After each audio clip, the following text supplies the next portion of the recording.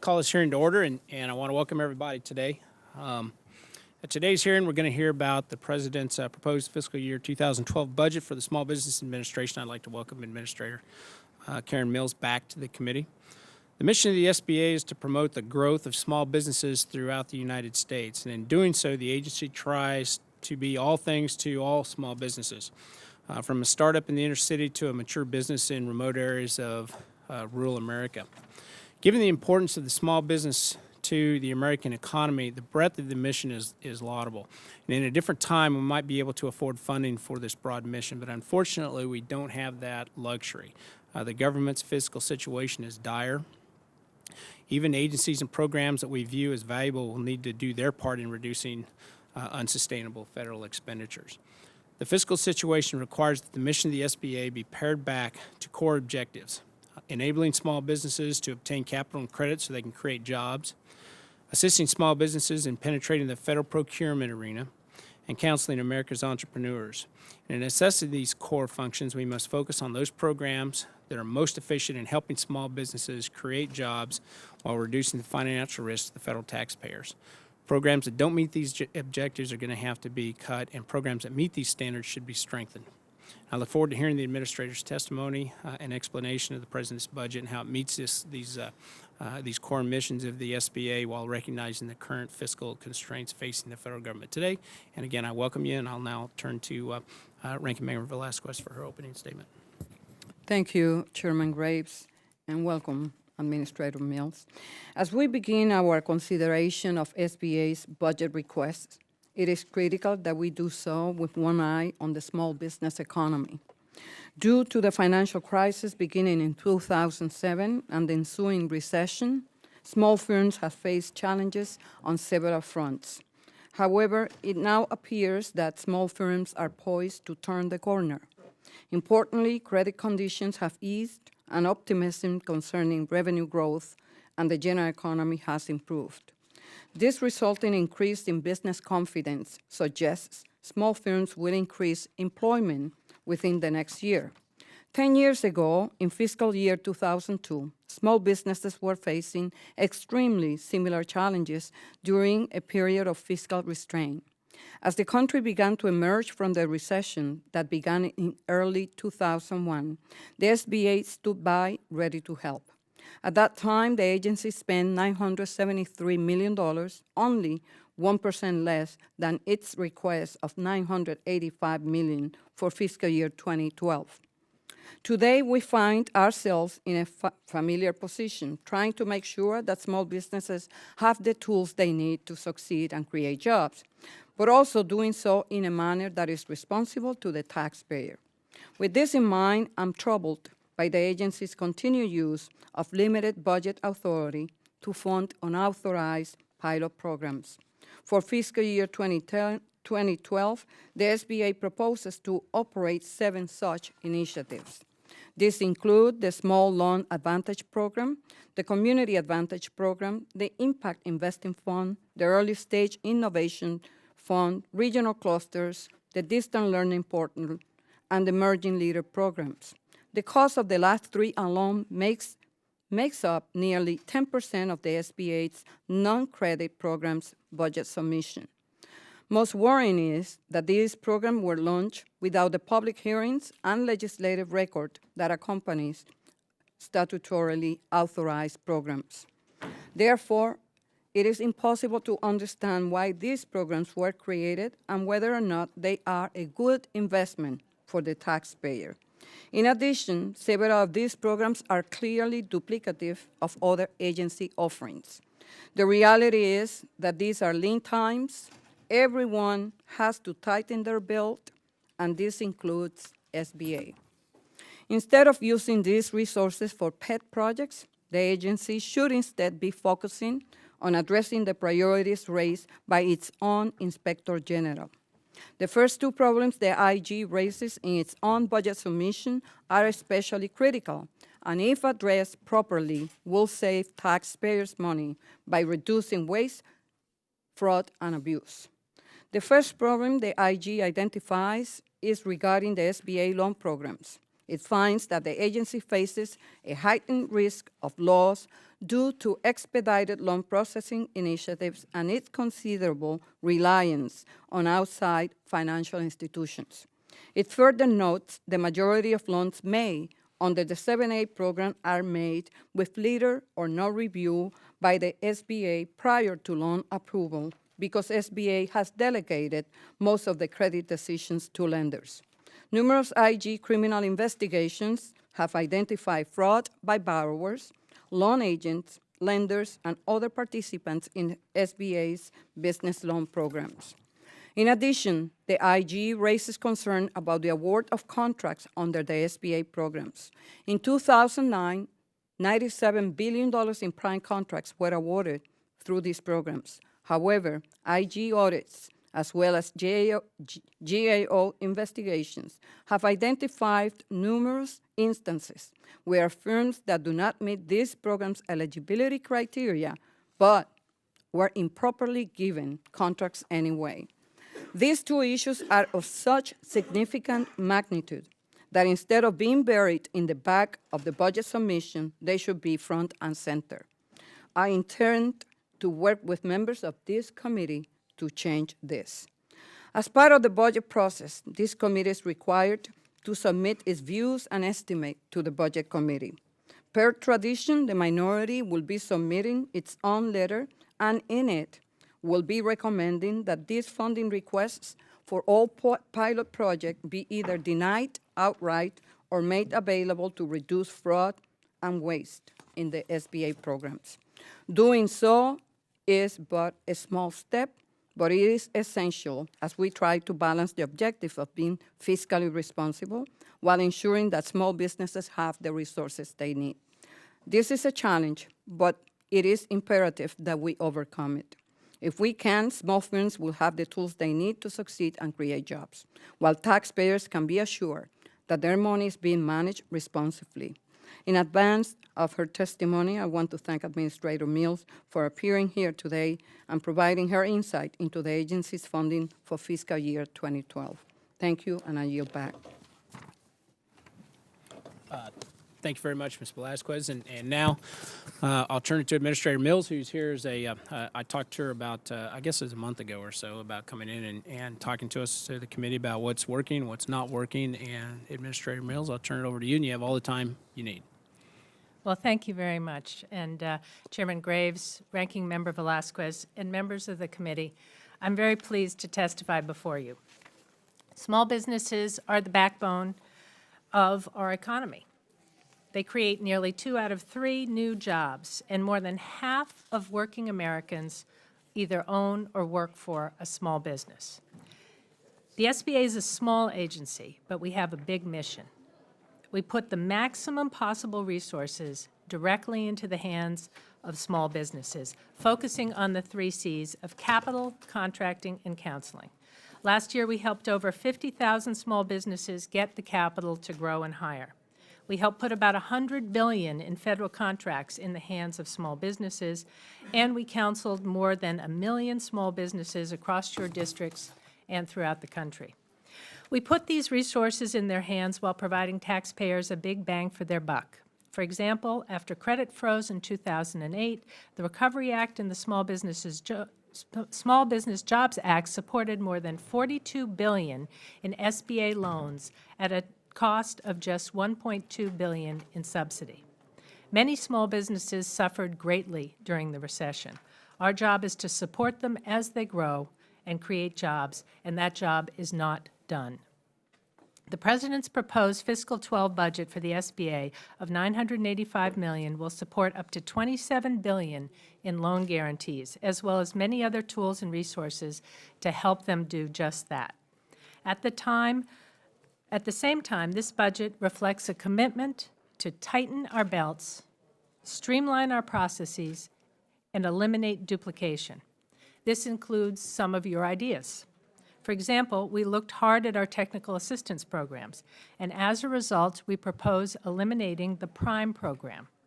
With the work of our microlenders, new efforts to recruit community-based lenders, we can continue to provide this important technical assistance, but in a more cost-effective way. In addition, due to process reengineering, our disaster loan operations are now much more efficient. We can preserve our level of preparedness with a steady-state core staff level of 850 instead of 1,000, along with our 2,000 reservists. The largest increase in this budget reflects the fact that we have reached the statutory limit for fees that we can assess. We request additional subsidy because losses, including those from loans approved when collateral such as real estate was inflated, have pushed up subsidy cost. We also request a legislative fix to return to near zero subsidy. We also request incremental increases for the new women's contracting program and continued efforts to remove waste, fraud, and abuse in contracting. Overall, our priorities are twofold. Our focus is on SBA programs that put money and support directly into the hands of small business owners in the places they live. And we will continue to invest in oversight to preserve the integrity of these programs and to protect the interests of taxpayers. I look forward to working with all of you to continue to ensure that small businesses are succeeding, because, as you know, when they succeed, America succeeds. Thank you very much. We'll now obviously move into questions, and in fact, I'm going to go ahead and start with the ranking member and then move through the members, because I know a lot of times that they're trying to get out of here. I've budgeted the afternoon, so I can ask my questions at the end. So, ranking member.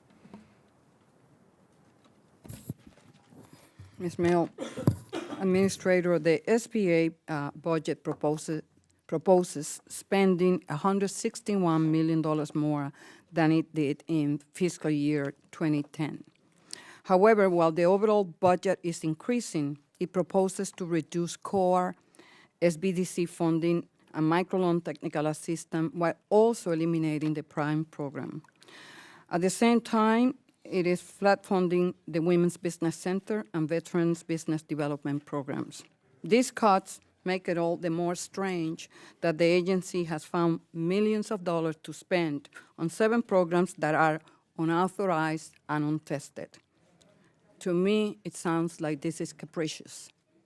Why cut programs that we know work and instead put the money in initiatives that are unproven and lack any performance measures to even know if they actually work?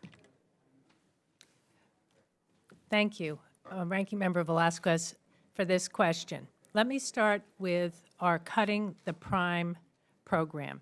As you know, it is very hard for us right now in this fiscal era to, everyone has to tighten their belts. And so we are looking across all of our technical assistance programs and our counseling programs and looking for where we can identify programs that are duplicated. My question is not for you to come and justify these programs or not justify those programs. My question is, why are you cutting programs that we have measured metrics and it tells us that they work? Every member of this committee can talk to us about the role that small business development centers, the Women Business Development Center, plays in their district. And yet, you're cutting those programs that are working and creating 7 new programs that have not been authorized by this committee, by the Congress, that are untested. So what is your rationale to cut those that have a proven record versus those pilot projects that you are creating? Right. On an incremental cost basis, we are looking at all the places where we can tighten our belts. Well, we know- too, we're looking, and I will strongly recommend to the chairman, and I will do my part on my end, that we recommend to cut all those new programs that are untested, that do not have any proven record, since we have to act in a fiscally responsible way. My question to you. Go ahead. In the grant announcement for the Jobs Act SBDC grants, the SBA states that this funding has the primary objective of supporting job creation and retention. Based on your testimony, however, you suggest that the Jobs Act funding will be used to make up for the $10 million reduction to the SBDC funding in fiscal year 2012. So my question is this now the position of the agency that SBDCs can use the Jobs Act funding to pay for core SBDC operations, and in doing so satisfy the job creation requirements? As you point out, small business development centers are a critical and important and valued part of our activity at the SBA. And as you know, counseling is one of our critical activities. We have many other places that we do counseling, also, as you point out, that are supported in this budget, including the women's business centers. It is a very hard decision where to tighten our belts. After much thought and analysis, we have lots of great programs. We note that the $50 million that was given to the SBDCs in the Jobs Act was for job I just creation. need a yes or no answer. My question is to not- you is this now the position of the agency that the SBDC can use the Jobs Act funding to pay for core SBDC operations? It is not the position of the agency to change anything in the Small Business Jobs Act direction for that $50 million. In a release yesterday by GAO, they found that the SBA has not yet developed outcome measures that directly link to the mission of the Hubzone program, nor had the agency implemented its plan to conduct an evaluation of the program based on variables tied to its goal.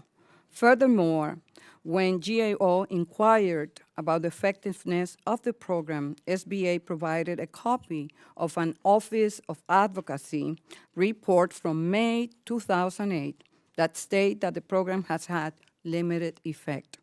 So what outcome measures and data can you provide us that will show that this program is accomplishing its mission? As you know, we have focused very hard on the Hubzone program in a number of ways.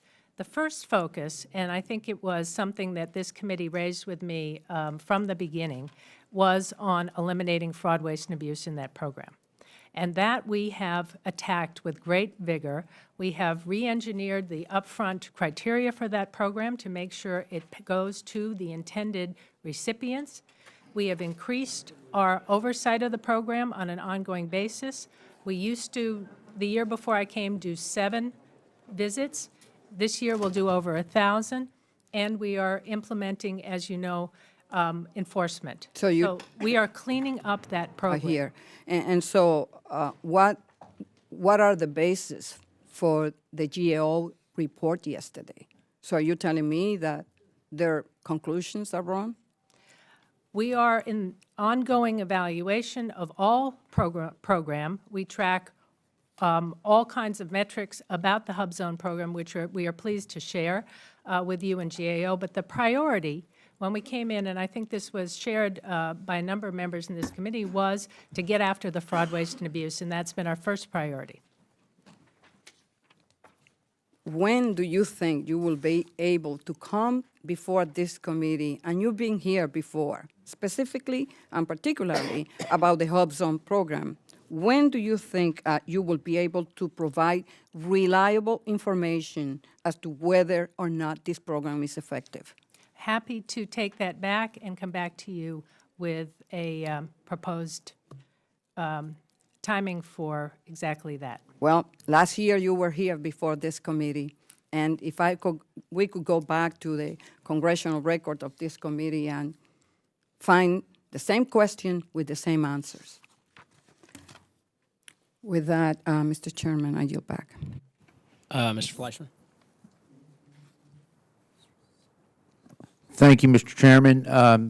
Mr. Mills, thank you. I'm Chuck Fleischman. I represent Chattanooga, Tennessee 3, and was privileged yesterday to speak on the House floor about our great job creation and small business in Chattanooga, and I thank you for being here today. I just have one question.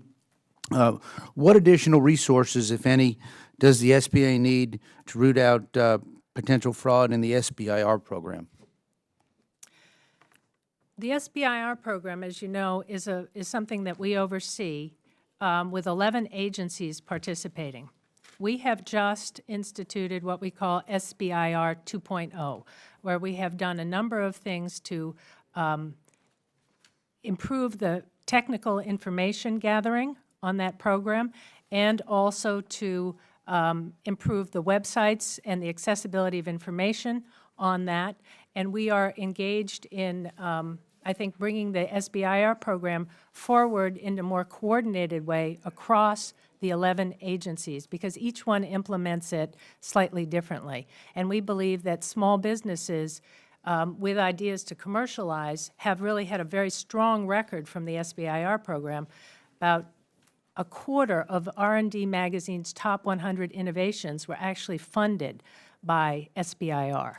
So we are looking at and continuously right now on an improvement track for that entire program, particularly the data aspects of it. Thank you, Mr. Chairman. I yield back.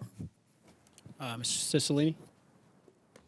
Thank you, Mr. Chairman, and thank you, Administrator Mills. Welcome to the committee. It's great to see you. I am a new member of this committee and very interested in doing everything that we can to work with you and the agency in supporting small businesses. As you know, I'm from Rhode Island, and we estimate there are 96,000 small businesses in Rhode Island, and it really is the backbone of our economy. And I want to compliment your staff in Rhode Island. The SBA office has been a terrific partner in the work that I've done as mayor of the capital city, and I've worked very closely with Mark Hayward and others, and just want to compliment you on the staff in Rhode Island. I'm particularly interested to know about the Small Loan Advantage Program and the New Markets Venture Capital Program. I recognize there's some interest in continuing existing programs that our ranking member has discussed, but I'm also interested in the SBA's ability to respond to kind of the new economy and to particularly this venture capital approach. I think as we're trying to build a knowledge economy and be a state and a country of entrepreneurs and innovators, access to capital in those early stages is very difficult and not an area I think that government has traditionally been involved in, and certainly the SBA. And so it sounds as if you're responding to that kind of new part of our knowledge economy, and I'd love to know more about that and what we might do to strengthen both those programs. Well, thank you very much. And I know that in Rhode Island, there's a very active and thriving small business effort in a number of places that our office interacts with. We have announced, as part of a government-wide program called Startup America, several initiatives around high-growth, high-impact, innovative companies. And we know that job creation is really centered in a relatively small number of very high-growth companies. We also are serving Main Street companies. You know, when a restaurant opens, a restaurant closes on Main Street, we will be there for them. But these high-growth companies, we have a capital gap. And our SBIC program has traditionally been in that area. Now, this is a zero-subsidy program, so it does not increase taxpayer cost. But we have announced two funds focused on having an impact in this area. One in early stages where there's a capital gap. I think that this committee has talked about this capital gap. And the other in areas that are regions in transformation or particular sectors in transformation. So there will be $2 billion of SBIC funds, which is within the existing authority limits at zero cost to taxpayers, going available for public-private partnerships to address these small businesses. In addition, I'm particularly interested in whether or not there are any initiatives underway that are focused specifically on manufacturing. I think that the issue of both tax and trade policies obviously have a huge impact, but we have a very robust manufacturing cluster in Rhode Island. And I'm really committed to figuring out how we help small businesses that are doing manufacturing, how do we strengthen the manufacturing sector in our economy. And I don't know if there's anything specific that the SBA is doing in the area of manufacturing, but if there is, I'd love to know more about that as well. Well, we'd be happy to come and talk to you about an array of things that we do across our SBA programs. I come from a manufacturing background. Manufacturing in this country is not dead, and we have many, many small businesses doing innovative manufacturing in every single state. I visited lots of them, you know, from metal steel slitting in Cleveland, which we just supported with a machinery loan. So we are very actively engaged in supporting our manufacturers. In addition, many of them have export potential, so our export programs also give them the opportunity to get more sales and create more jobs here. Thank you so much. I yield back the balance of my time. Ms. Elmers? Thank you, Mr. Chairman, and thank you, Ms. Mills, for being with us today. It was a pleasure seeing you in our office a couple of weeks back, and as a small business owner, I know what a vitally important piece to the puzzle you're contributing to us here in this economy today and getting things back on track. So thank you. And I have a kind of a specific question for you in the area along the fraud, waste, and abuse side. One that some of my constituents have brought to me who are in the business of getting government contracts. Basically, my understanding, and maybe you can help me with this, as far as reaching out to the certain percentage of small business administration efforts to grants and whatnot to women, minorities, in helping them to gain some of the government contract positions, and then having another entity actually almost as a front, and then another entity coming forward and actually taking over the work section of that. Can you shed a little light on that and maybe what the Small Business Administration is able to do to alleviate this bit of fraud and abuse? Fraud, waste, and abuse has been a primary focus for the SBA since I took over, because of exactly the reason that you mentioned. These programs are intended for the small businesses. They are not intended for the big businesses masquerading as small businesses or for some pass-through. We've gone after that quite aggressively. We have a three-pronged strategy. We look at every single program, and what we do is we try to strengthen the upfront criteria that they have to meet. Then we are looking after the ongoing evaluations, the audits, to make sure that they're still small businesses performing the tasks that are supposed to be performed. And the third is we enforce against bad actors. And you have seen us act aggressively on all three of those activities. In addition, the President's Task Force on Procurement addressed this specific issue, and it was further addressed in the Small Business Jobs Act. We have also clarified in the new 8A regulations, the first redo of the regulations in 10 years, exactly what, and closed loopholes so that when a small business gets the contract, they are performing the anticipated amount of the work. Thank you so much, Ms. Mills. And Mr. Chairman, I yield back the rest of my time. Thank you. Mr. Critz? Thank you, Mr. Chairman. Ms. Mills, it's good to see you. Thanks for coming in. I do have some concerns, and I think the ranking member brought up some of the concerns that I have being based in rural Pennsylvania, rural America, is that with reducing or leveling funding for programs like SBDCs, WBCs, Veterans Assistance, these are programs that have worked very well, I believe, in our part of the world. And I have 3 SBDCs that aren't actually in my district, but they're just outside, and I know scores of people that go to them. And as we're leveling funding or reducing funding for these, we're increasing funding for programs that are actually unauthorized programs or programs that aren't authorized by this committee. So I'm reading them to see, because I'm a reasonable human being, what a regional innovation cluster is, which I see that's one of the programs that's receiving funding. And, you know, what's unfortunate for my world is that when you talk about clusters, rural America is not usually a place where you're going to have a cluster. It's not some place that, unless something major happens, like the discovery of a natural gas deposit, that you're going to see things like this. So it's hit or miss for us. And then I also read another program, which is called the Emerging Leaders Program, which is a great program, training executives in inner-city urban areas, Native American. But let me tell you, in rural America, we have poor people too, and we have people that could use help and that are underserved.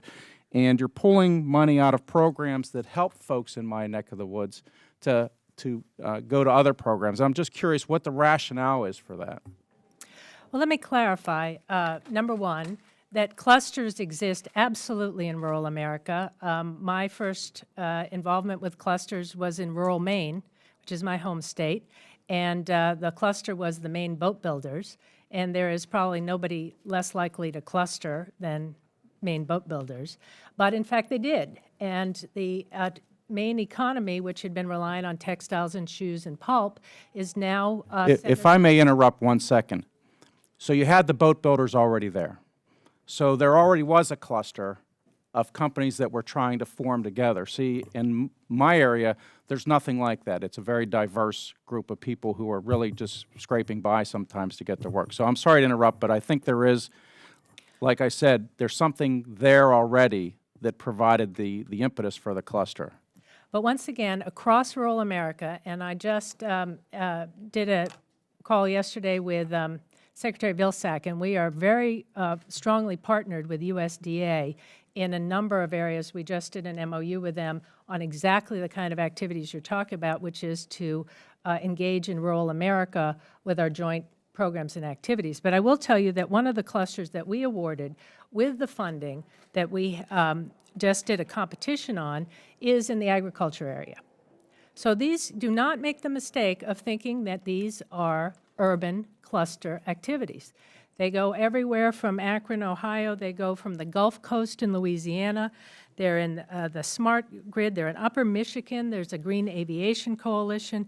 They are everywhere. They are everywhere, including rural America. The reason why they are important is that they use the assets on the ground of the small businesses and the small business development centers, who are generally at the heart of these cluster activities. And they link, leverage, and align resources around collections of small businesses. Small businesses do not have the power to access research and development, community college curriculum, in the way that big businesses do. They don't have the market power until they cluster together. That's what we learned in rural areas, as with the boat builders. And they may have existed, but they were not part of the economy in an active way. When they clustered together, we got research on composites from the university driven to that cluster. That's how you access resources in a region and develop a transforming economy. So these are critical programs. We used to do our programs, our fabulous programs, in silos. Now, to get more bang for the buck, you need to link, leverage, and align all the things that are happening on the ground. That is what happens in a cluster for very, very small investments.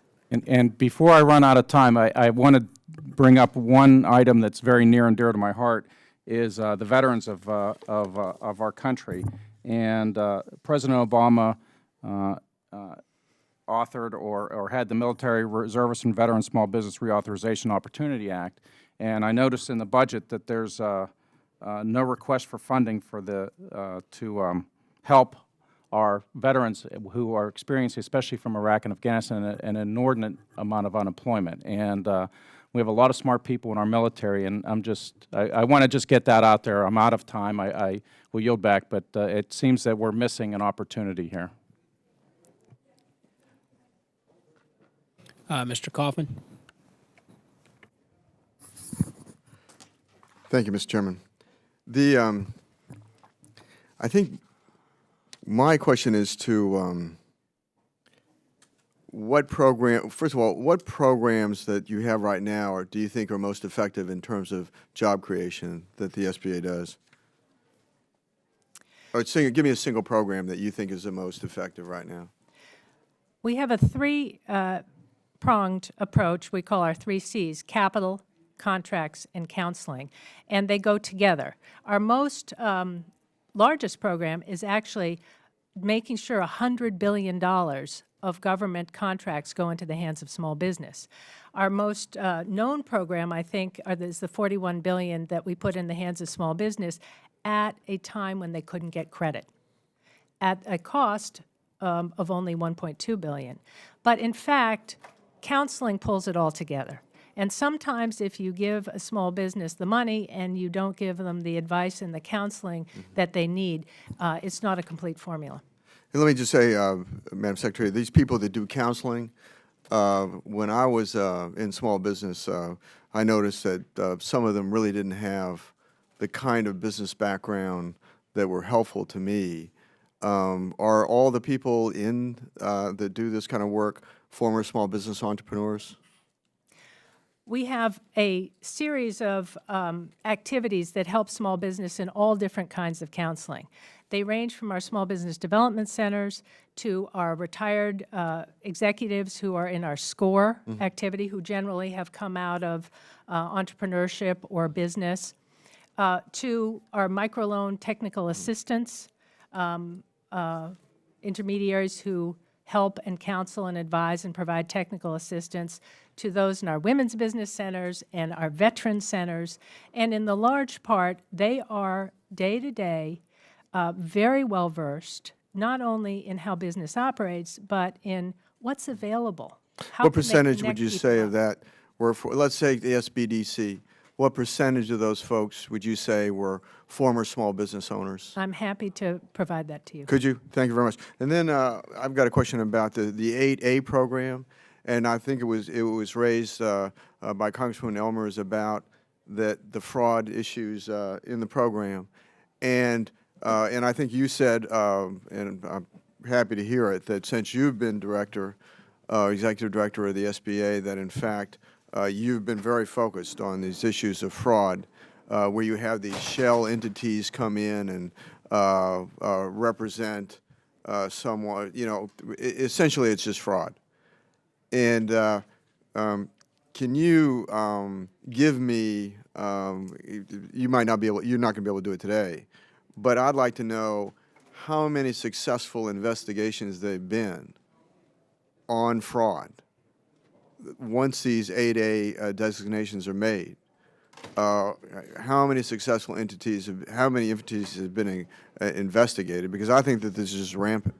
And I know when I had competitors in small business going for government contracts, some of the things that they did.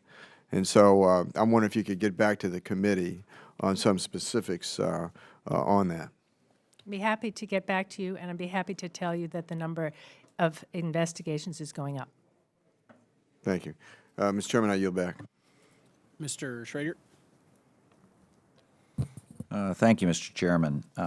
Just appreciate all the work that Director Mills has done, particularly in the fraud area. It's been a breath of fresh air compared to what had been going on, I guess, in previous administrations. So I appreciate all the heavy lifting in that area. I would, however, also reiterate the ranking member's concern about the SBDC program being reduced and new programs coming on, and maybe there's an opportunity in the future for you to line out the comparative advantages and disadvantages that led the department and you to that decision, because they are a big source of advocacy and a good source of knowledge for a lot of people who have lost their jobs that are now out there creating their new businesses. And so we want to make sure the SBDCs are still out there able to do their good work. A question I guess I have is one of the changes that we had made in the 7A program last time, we increased the loan subsidy amount available, go up to $5 million. And little concern, we had talked about that at the time. There was concern from my part and others about these bigger loans squeezing out lots of loans for small businesses, and with my information would indicate almost 2/3 of the loans went to businesses wanting between $1 million and $5 million worth of revenue or loan, and wondered if you figured on that amount when we raised the loan ceilings for the program. Yes, we pay a lot of attention to the small loan size. And in fact, as we look at the numbers, what we see is that small loans, prior to any raising of the loan limits, but small loans are the last to recover because they're more expensive to deliver from the banks. And that is why we introduced two programs under the 7A rubric so that they live and are authorized as 7A programs. But the first is called Small Loan Advantage, and the second is called Community Advantage. Small Loan Advantage is designed to make sure that banks give small loans, and it streamlines our paperwork. And as you and I have discussed before, streamlining our paperwork is good for borrowers, it's good for processing, and it keeps the same underwriting standards so that we can deliver a more streamlined product, but more cost-effective in the small loan size. So we have taken Community Advantage as well as a program for small loans. That is designed to make sure that institutions that are in underserved markets, community development financial institutions, CDFIs, CDCs, can have access to SBA's 7A program. And a limited number of experienced CDFIs will come into the program, providing more points of access for small loans. Those are critical programs to give access and opportunity on the small loan size while still preserving the ability for a large manufacturer to get a larger loan. All right. Is it possible at some point to get for the current budget that you're proposing, subsidy breakouts, the fee portion versus the increased loan portion versus the defaulted loan portion? Is that possible at some point in the future? We'd be happy to answer any of your questions. Good. We also passed a bill last session on performance-based budgeting and wondered what actions the SBA has taken to implement performance-based budgeting along all its different program areas. Well, as you know, we are very metrics-oriented, and we track the outcomes of all of the budget areas, and you'll see some of them in your budget book. But the focus is on a higher level to put as much money in places where it is delivering value into the hands of small business. So overall, that's the first line of assessment. I just would encourage you to set targets, for the various programs, whether it's the fraud, waste, and abuse, or a certain amount of loans, not just counting loans out, but jobs created and that sort of thing. I think that helps sell the programs to at least this group here and hopefully to the American public. With that, I yield back, Mr. Chairman. Mr. West. Thank you, Mr. Chairman and Madam Ranking Member. Ms. Mills, good to see you again. In light of the GAO report, the 345-page report yesterday that came out with the duplicitous programs, on page 103 of the budget submission, the SBA lists a variety of programs in which the agency is attempting to improve coordination of services. My question is, has the SBA considered whether these programs are duplicative, and if so, are you seeking to eliminate any of them? Thank you. Overall, as I said earlier, this is time where everybody has to tighten their belts, streamline as much as possible, and eliminate duplication. We are on continuous watch for that. And we have taken some programs that we like and we care about to a lower level because we find that we think we can find a more cost-effective way of delivering those services. And we are working very, very closely across all our programs with everybody from the U.S. Department of Agriculture in their operations and Department of Commerce, the export operations, the Import-Export Bank, to make sure if somebody else can do it better and we can pull back, that's what we're going to do. Mr. Chairman, I yield back the balance of my time. Thank you. Ms. Chu. Ms. Mills, I'm from Los Angeles. It's a port city, and there are many who are interested in exports. And I'm glad to see that, according to a U.S. Commerce Department report, California's exports climbed 19.3% in 2010 to $143 billion. And these are levels that are close to pre-recession levels. But most of California's exporters are small and don't venture too far. They go to Mexico and Canada. These are the top two countries for the state's exports. So in order to grow these industries even more, the businesses will have to start looking towards other markets beyond North America, and they'll have to find trusted overseas partners to handle distribution and sort out complicated shipping logistics and import duties. There are multiple agencies involved with the National Export Initiative, including the SBA, but of course Commerce, International Trade Administration, the Minority Business Development Agency. But which is the lead agency, and what is the exact role that SBA will play in this initiative, and how will you monitor and assess its progress? Thank you, Congresswoman. We lead the Small Business Working Group for the combined Trade Promotion Coordinating Committee of the federal government around exports. And that is an interagency effort to make sure small businesses' share of exports grow. Right now, small businesses are about 30% of exports. There's only about 250,000 small businesses who export out of the 6 million that have employees and the 2 million who potentially could. So there's much room for growth. Small businesses are the fastest growing piece of it. And we have a goal of doubling exports, as you know, over the next 5 years.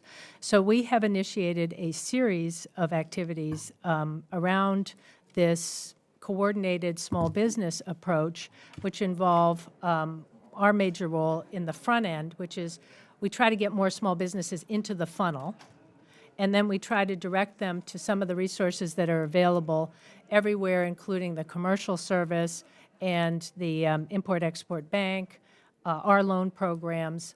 We are counseling a very, very high number, an increasing number of small businesses on just entry into export right now.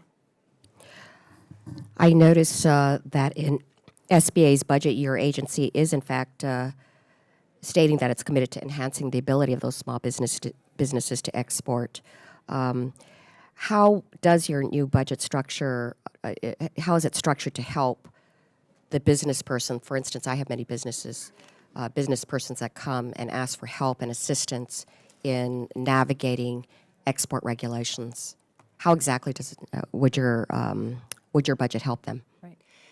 In addition to our budget, which funds the core operations, it is not visible here that the Small Business Jobs Act added significant resources around exports, including $30 million annually for something called STEP grants, which are state-based grants that we will give out.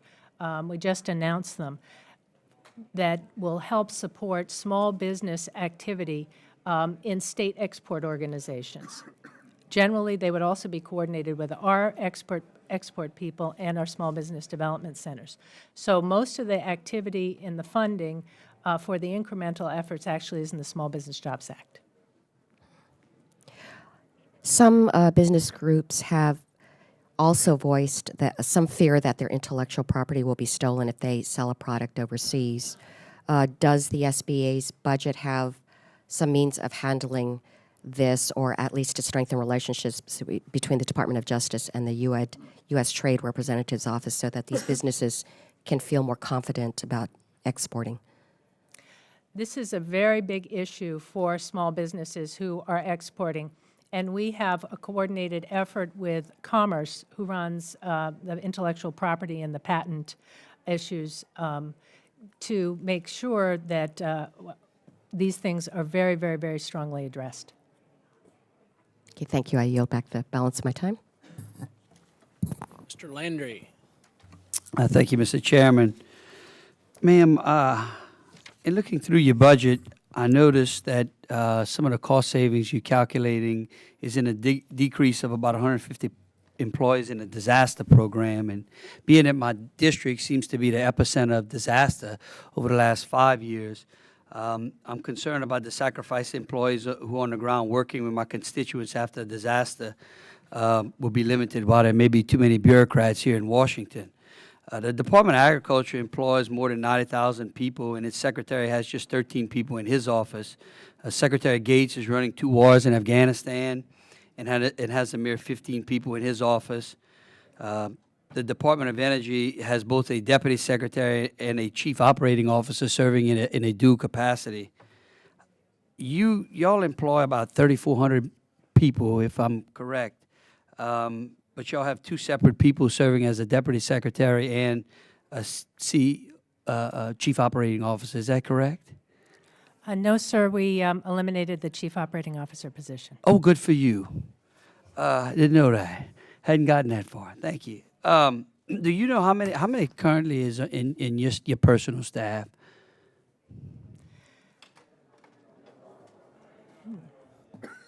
I don't have a particular number for you on that, but Okay. I'm happy to follow up. Okay.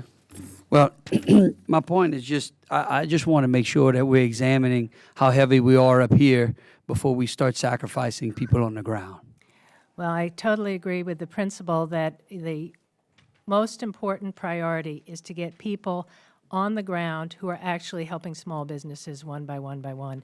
And that's one of the two critical priorities for the budget, making sure the resources are that are most effective, that are on the ground, are the number one priority. And the second priority is going after fraud, waste, and abuse and making sure our programs have integrity. Are y'all going to go back and make sure that if we have some problems and disasters, might not even be in my district, but others, that do you have a way to increase those number of field agents in an emergency? Yes, we do. And I just want to assure you that the reduction that I described is in the steady state of readiness. We fluctuate up and down depending on how many disasters there are and how severe, and sometimes we're in as many as 40 areas of the country. So we employ a ready reserve staff of 2,000 who are not on the payroll, but they are ready to go on the payroll and get on a plane and get down to the area when necessary. So the reason we believe we can make a reduction in our average steady state and maintain the same level of preparedness is that we worked very hard to re-engineer our disaster processing centers so that we were more efficient on average. But you should expect us to deliver and be ready to deliver what you need in those times of disaster and to maintain the new level of preparedness that we have come to post-2005. Thank you, ma'am. Mr. Chairman, I yield the balance of my time.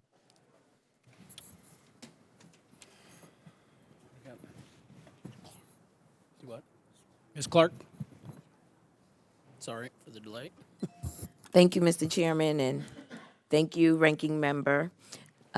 Administrator Mills, I'd like to warmly welcome you back to the committee today, and I'd like to just let you know that I too share a lot of the concerns that were raised by Ranking Member Velasquez with respect to SBDCs and hub zones.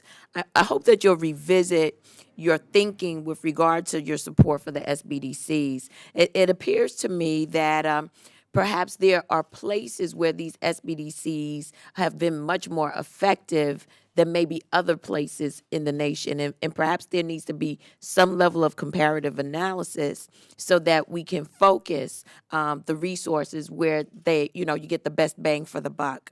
And I hope that you will also dedicate some of your staff time to the reform of the Hub Zone program so that you can report back to the committee sooner rather than later.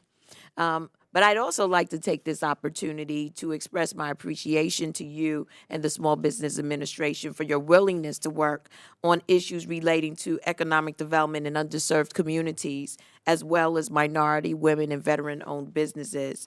In the 111th Congress, I introduced H.R. 3771, which would have established mentorship and assistance programs for minority women and veteran-owned businesses. And I appreciate President Obama's budget request for the SBA to promote investment in these people-based entrepreneurial initiatives.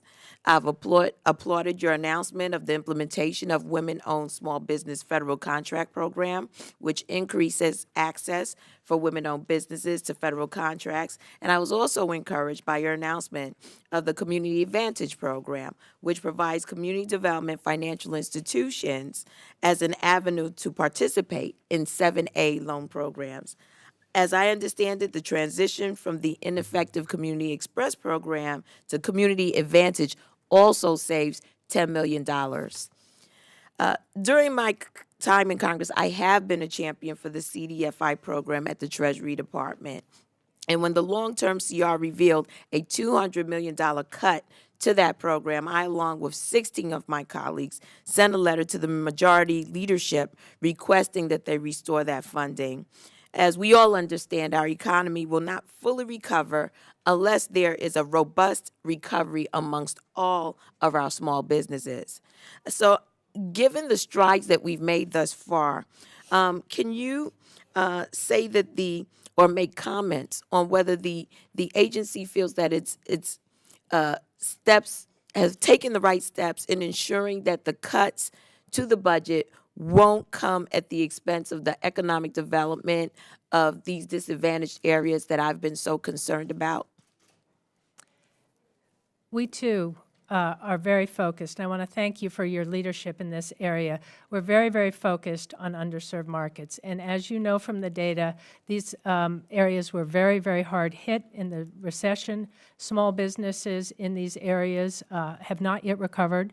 And we felt it was very critical to get as many points of access into these communities to our main programs as possible. That's why we are opening up our program to selected CDFIs and CDCs who are operating in that community, who provide not just capital, but often technical assistance and other support. And we are looking forward to, I think, some better penetration of these communities with these numbers, because the small businesses in these communities create the jobs in these communities, and we need to be there to support them. And again, I'd like to emphasize perhaps another glance at the SBDC infrastructure, because certainly in a place like New York City, that has become almost a brand for small business. With the challenges that we're facing with the banks and the lending for small business, the access to capital, the lines of credit, those SBDCs help those business owners to really navigate this very choppy water that we find ourselves in financially. And it becomes very difficult for individuals to sort of reorient themselves once they've become accustomed to a particular brand. I stick with Crest. I don't move to Colgate. Thank you, Madam Chair, and I yield back the balance of my time. Mr. Keating? And thank you to the ranking member, Madam, and thank you, Administrator Mills, for being here. I just had one question I'd like to focus on. In Massachusetts, there are 400,000 veterans in the state. My district happens to have the largest number of those veterans, and according to the U.S. Department of Veterans Affairs, there are more than a million unemployed veterans in our country, and as many as 1/3 of them want to start their own businesses. I'd like to know, your views on what SBA is doing, what success they're having to assist these unemployed entrepreneurs. Well, veterans are a very big focus, actually, at the SBA, because, as you just mentioned, veterans over-index in wanting to start their own business or in having their own business. So we have, from the beginning over the last 2 years, developed very strong relationships with the Veterans Administration so that we can educate our people and our small businesses as to all the programs and the resources that are available to them. Our notion is that every single point of access, whether it's a district office or an SBDC or a SCORE representative, should be able to point a veteran to some of the particular counseling and contracting programs. We also did incremental programs. One was a service-disabled veteran and women veteran entrepreneurial boot camp through the Syracuse University. It's just a fabulous program. The stories are really strong. But we are focused on this day to day. We have a joint task force with General Shinseki that he and I run, which is focused on making sure that we keep these veterans' interests understood and a priority throughout both of our organizations, and make all the changes that we can to provide access and opportunity.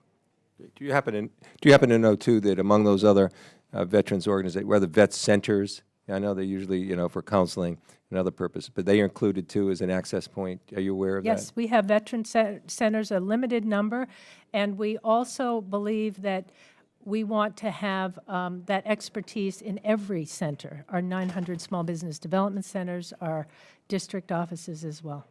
Great. Thank you, Administrator. And Mr. Chairman, I yield my time back. Mr. Richmond? Thank you. Thank you, Mr. Chairman and Ranking Member.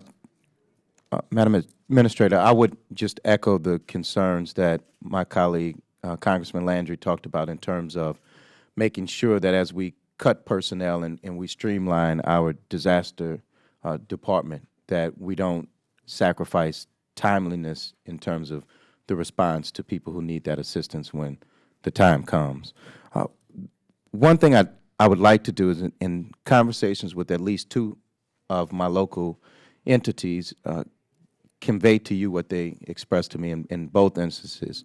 They were very positive and they wanted to thank you. One was Vaughn Fourier, who runs Newcorp CDFI Business Development Center in Louisiana, who bragged about how accessible your office is and the fact that they can give you ideas and that you all understand how important it is for them to get money to small businesses in a time of need, but also the technical assistance and those other things that you provide so that their customers and their client base can succeed. And the other one would be Xenotech, which is a Baton Rouge-based company who your Export Express loan allowed them to expand their business into and trade, really to sell their product overseas, which while the recession was hitting here and their clientele dropped in the United States, they were able to expand to a new market that kept them afloat. And both of those companies wanted me to do that, so I thought I'd take this opportunity to do it. One quick question. When you talk about, in a lot of the initiatives that I see, including the New Market Tax Credit Program and others, in the state legislature, a lot of times we would get a detailed analysis back, even on new markets, although it was a federal program, we had a state piggyback, the return on investment that we receive from each of those programs in terms of every dollar that we invest in it, what we're getting back in terms of tax dollars created, jobs created, and so forth. Do you have reports like that on different programs within your department? Yes, in fact, we have a number of metrics about jobs created, about activity created, and some of them are in the budget book, and I'd be happy to provide any others you might wish. I appreciate your comments, and as you know, I've been to Louisiana a number of times in a number of circumstances, and it is good to see the small businesses flourishing there. We have a terrific cluster we funded in geospatial right in the area, which I think will provide some interesting new job opportunities and create some innovation and small business success. The other thing I would like to talk about is just a better coordination between departments, and I'll give you an example, because you mentioned, just as the President mentioned in the State of the Union, that he would like to double exports over the next 5 years. If you look at the mouth of the Mississippi, which exports, in terms of agriculture and grain, 60% of all products in the country come through the mouth of the Mississippi when we export, when we're trading. However, if we don't dredge the mouth of the Mississippi, it significantly impacts the ability to load ships to an economic level. So if we're not dredging, and the Corps is not dredging the mouth of the Mississippi, then we're really tying our hands behind our backs in terms of trade. And we have a trust fund, which is the Harbor Maintenance Trust Fund. So as you continue to help us create products so that we can trade overseas and trade around the world, we have to make sure that the Corps is dredging our waterways, because that is our superhighway and how we're going to get our goods to market. So I don't know if you can help me there, but I can tell you that we can create the product, but if we can't be competitive in terms of shipping, then we're still tying the hands of our American businesses. And I'll yield back. Thank you, Mr. Chair. Thank you. I got a couple of questions. One of them deals with the Office of Advocacy, which falls under, and I'm curious, I want you to explain to me how that relationship works, and because I was talking to them this morning, and they said one of the number one things that they do is dealing with the Regulatory Flexibility Act, which you all don't really have any part of. Now, explain to me why they're under your budget, and I'm just looking for places to find some savings. And talk to me too about the fact, and no, you guys requested an additional $10 million, I think, for overhead and costs for them. And I think your overhead is $56 million, which is 20% of your total overhead. Well, my question is, how much of Office of Advocacy do you actually have a part of, and why are they under your budget if you don't have a part of them? And let's go through that for a little bit. So under the first, there's no additional request for $10 million of additional I think overhead. it just suggested that, Yeah. but regardless, I think it's. But talk to me about, because I'm having trouble figuring out exactly who they answer to, and The Office of Advocacy is independent, and it operates under our umbrella. And this year, because of a provision in the Small Business Jobs Act, it has a separate budget line item, but the amounts are relatively the same. So they are just broken out as per the mandate in the Small Business Jobs Act. They do have a very strong role in regulatory fairness. We also are extremely active in making sure that the excess costs of regulations don't unduly affect small businesses. We have our ombudsman activity, which deals with that issue on a one-on-one basis as well. okay, because it's frustrating to me if they're one of their biggest focuses, and they like to talk about the Regulatory Flexibility Act, but it doesn't seem to me like they're doing it. Or doing a very good job, at least, of pointing those things out. And it was, but it's frustrating to me, and we can come back to that too. I also want to talk just a little bit about when we changed the amount of fees you all can recover, which I think is essentially zero now, isn't it? Didn't we zero out the fee structure for anyone? Or at least on some of the the loan programs, or at least we've reduced them to almost nothing. How much is that costing you now? Because I don't think you can cover. Are you covering your costs when it comes to administering these loans and stuff? And I mean, that's got to be a big problem right now. The program that you refer to, where we took the fees down to zero in many places, has terminated. It's was $41 billion we were able to do under that program. It was part of the Recovery Act, the extensions, and the Small Business Jobs Act. A request to continue to do that is not included. Now we are back to charging fees.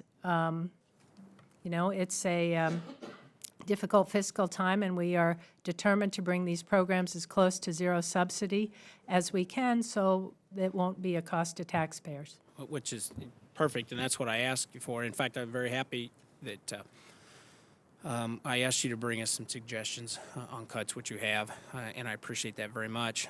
I am concerned, though, about, and this is another issue altogether, and Mr. Keating brought up, I'm just going to use the veterans programs for a minute. I mean, how much duplication is there with that? I know they've got counseling programs, and then you all have counseling programs. In fact, there's a lot of counseling programs out there in different, with different agencies, and how much of that's duplicated? How much of that could we shrink down or transfer? Let them do it. If they're doing a better job of it, let them do it. If you guys are doing a better job of it, let's get them out of the business of doing it. I'm not saying we take away these programs. I'm saying, why do we have two agencies doing counseling for the same thing? And that would be an area, that's been brought to my attention that we should be looking at, for instance.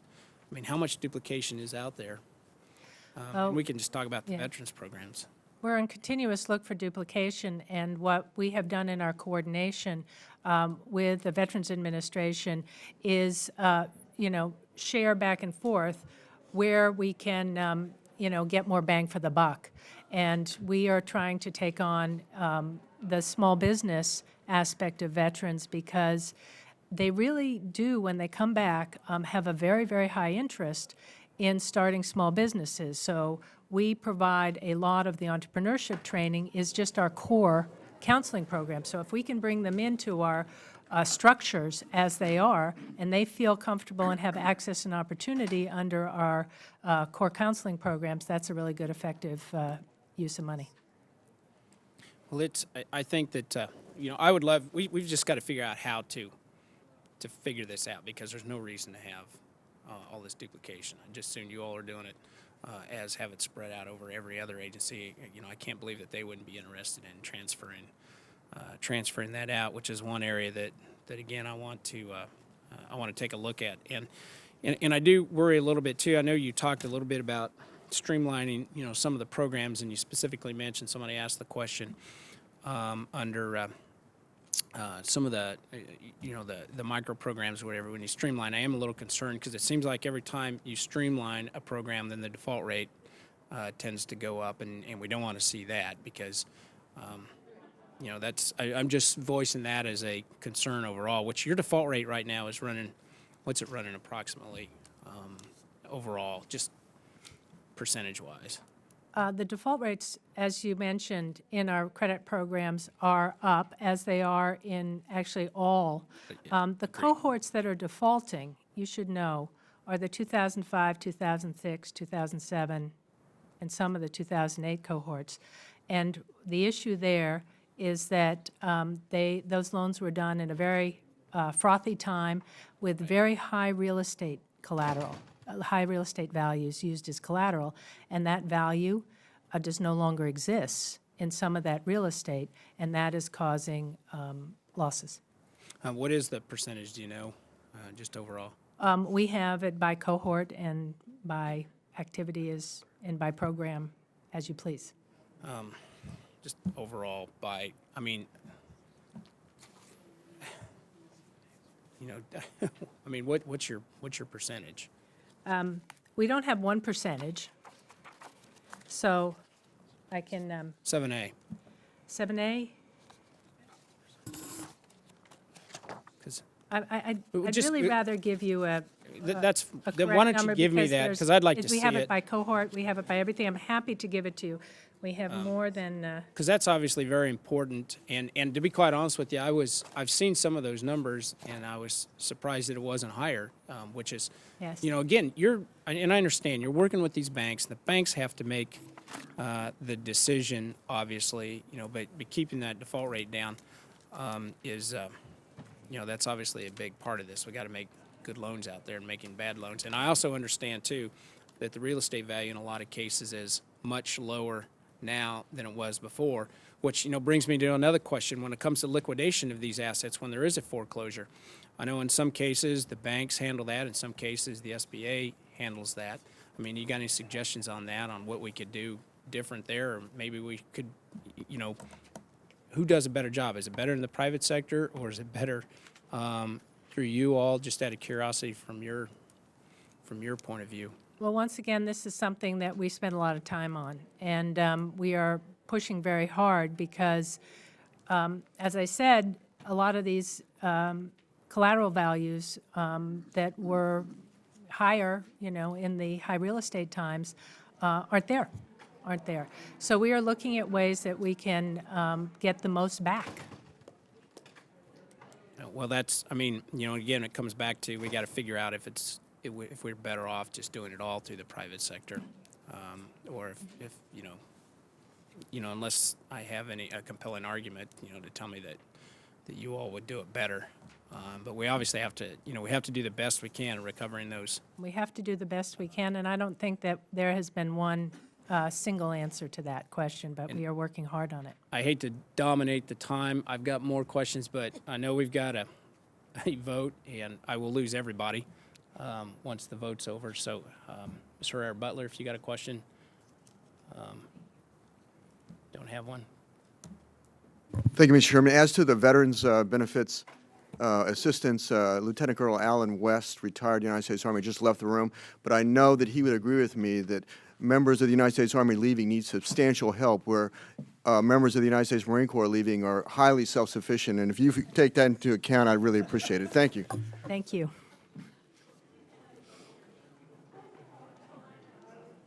And we need to work that out, because we're showing an increased request for the Office of Advocacy, and again, I got a real problem with the Office of Advocacy and just exactly what they do and who they answer to, and I'm frustrated by whether they're falling underneath your budget, because I'd much rather see that money going to business startups and loan programs, things that work.